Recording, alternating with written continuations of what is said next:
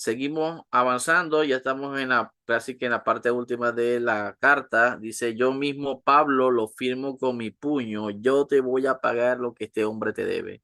Por no recordarte deudas para conmigo, pues tú mismo te me debes. Sí, hermano, hazme este favor en el Señor.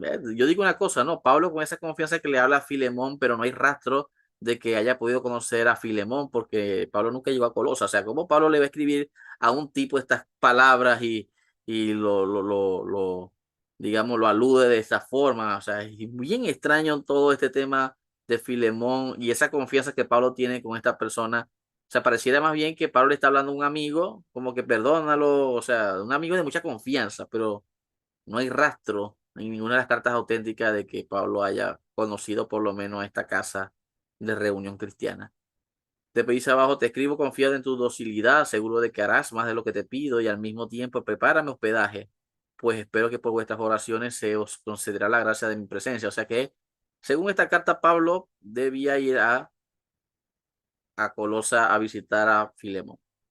Gálatas 6:1 dice, mira con cuán grandes letras os escribo de mi propia gana. O sea que aquí vemos algo también interesante y es que vemos que en la carta de Filemón dice, yo mismo Pablo lo firmo con mi puño, pero también en Gálatas hay una mención de que Pablo firmaba o escribía también sus cartas.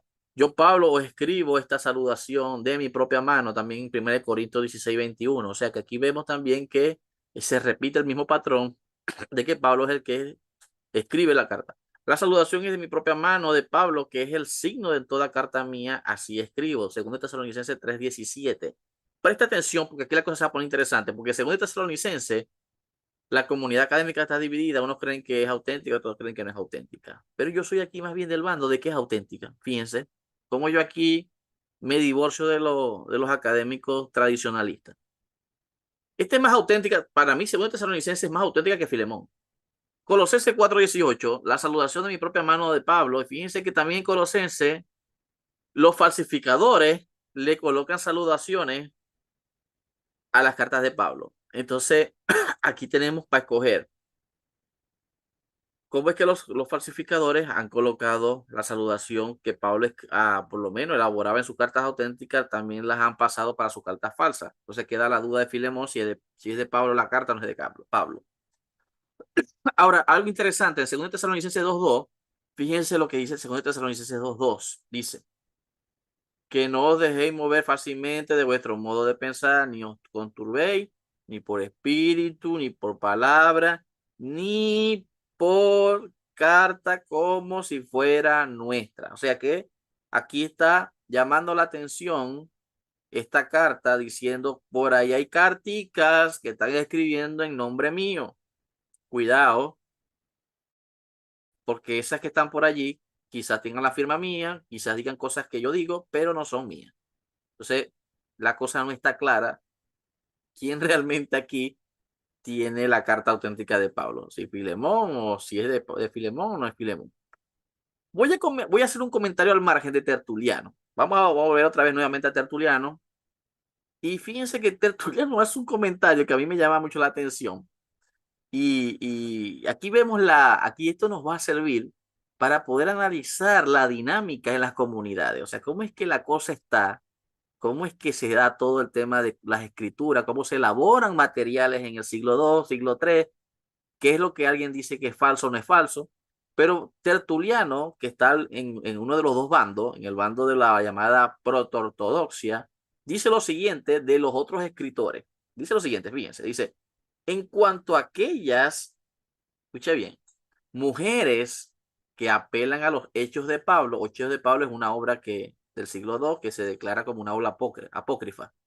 Falsamente escritos, ejemplo, la mujer llamada Tecla, que también, por cierto, le tengo dedicado a una clase a ella, para defender el derecho de las mujeres, o sea, porque Hechos de Pablo, vamos a decir que es un término anacrónico lo que voy a utilizar, ¿no? Anacrónico, ojo, lo dejo por sentado, pero podríamos decir que era una carta como medio feminista, o sea, apoyaba el tema de las mujeres, ¿no?